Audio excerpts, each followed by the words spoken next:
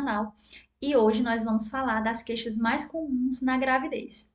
Normalmente são sintomas transitórios, que normalmente não precisa de intervenção medicamentosa. Em alguns casos, quando é mais intenso e gera mais desconforto, é sim necessário ter esse acompanhamento medicamentoso para ter um alívio durante a gravidez. É muito comum as gestantes relatarem uma falta de ar, um cansaço. E isso normalmente pode estar sendo relacionado a algo fisiológico. Por quê? Na gestação, a mulher ela vai necessitar de um pouco mais de oxigênio, então vai acontecer uma hiperventilação, ou seja, ela vai respirar um pouco mais para uma necessidade mais de oxigênio para levar para o bebê. Além disso, o que que acontece? O útero, nós temos aqui um útero, tá? Lembrando que não é o tamanho normal, esse útero aqui está aumentado. Um útero normal, ele tem o tamanho média de uma pera, então a gente percebe que ele é pequeno em relação ao que eu estou aqui, é mais para ilustrar. Então, o que que acontece? O útero, ele vai aumentando de tamanho durante a gestação. Então, o que que acontece? À medida que ele vai crescendo, ele vai empurrando o diafragma. O diafragma é um músculo que fica abaixo do pulmão. E ele vai estar dividindo o tórax, né, na parte de cima, do abdômen. Então, à medida que esse útero cresce, ele vai empurrando, então vai dificultando um pouco a expansão desse pulmão. Então, é algo que pode acontecer fisiologicamente e que as mulheres realmente se queixam. Algumas alternativas que podem ajudar para melhorar: deitar de ladinho esquerdo, né, decúbito lateral esquerdo, para melhorar esse processo respiratório, e a postura.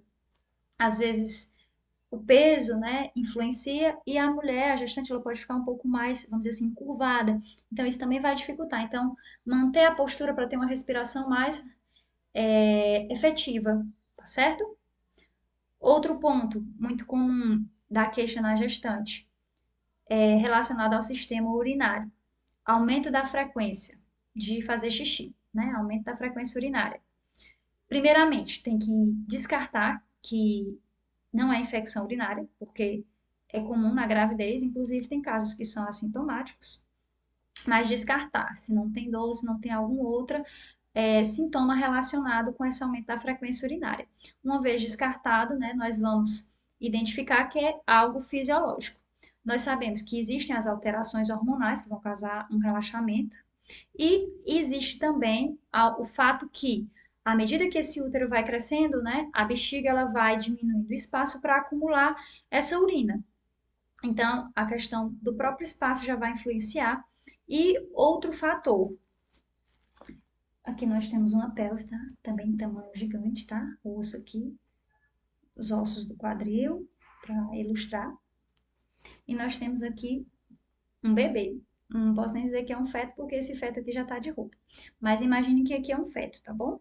Então, o que que acontece? À medida que esse feto ele vai entrando na pelve, o que que vai acontecendo? Vai aumentando a pressão que está aqui dentro. Então, aumentando essa pressão, vai aumentar a frequência urinária. E às vezes, em alguns casos, causando até incontinência urinária. Nesses casos, é importante fazer um acompanhamento, porque às vezes a gestante ela pode querer não ficar saindo de casa para evitar algum desconforto, né? Ou alguma vergonha. Então, é importante orientar que é algo que é normal, uma vez descartada a infecção urinária, que sempre que ela sentir o desejo de urinar, faça isso e continue ingerindo água. Não deixe de beber água no intuito de diminuir a frequência urinária, porque independente da quantidade de água, vai haver a formação de urina. Então, isso não vai fazer bem se você diminuir. Continue ingerindo água e faça essas medidas para dar um alívio. Outra questão muito comum é relacionada ao sistema digestivo, principalmente no início da gravidez: náusea e vômito, aquela vontade de vomitar ou, como algumas pessoas dizem, provocar. Então, isso é muito comum por conta das alterações, influência da progesterona, do estrogênio, entre outros. Então, o que é que eles vão fazer? Eles vão causar um relaxamento do músculo liso.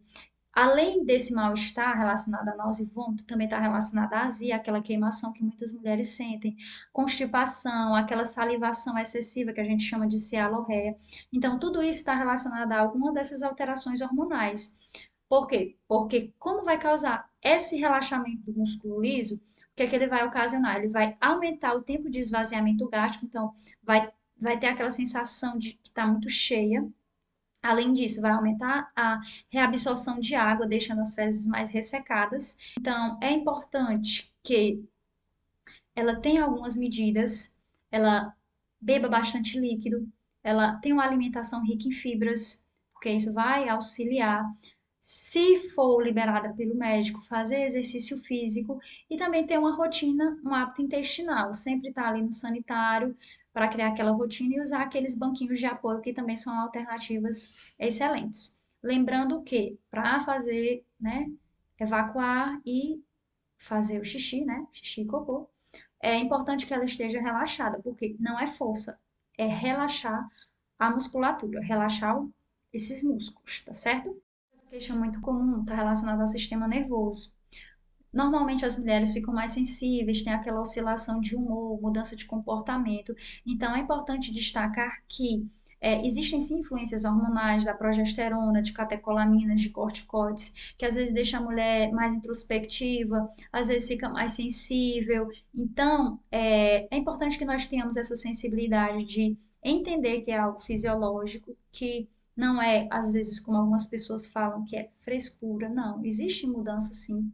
E é importante que ela seja ouvida, essa mulher, que ela seja orientada que é algo fisiológico e também identificar se não existe algo que pode estar ocasionando algumas mudanças de comportamento que não sejam fisiológicas.